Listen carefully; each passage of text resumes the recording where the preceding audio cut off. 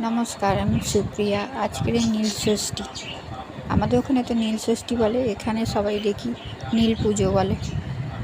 তো আজকের দিনে সবার নামে, বাড়ির সবই সদস্যর নামে প্রদীপ জ্বালাতে হয়, কমসে কম 3-5টা মন্দিরে।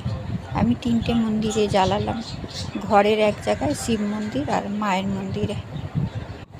মন্দিরে প্রদীপ জ্বালানোর কারণ ভিডিও ছাড়তে একটু দেরি হয়ে গেল।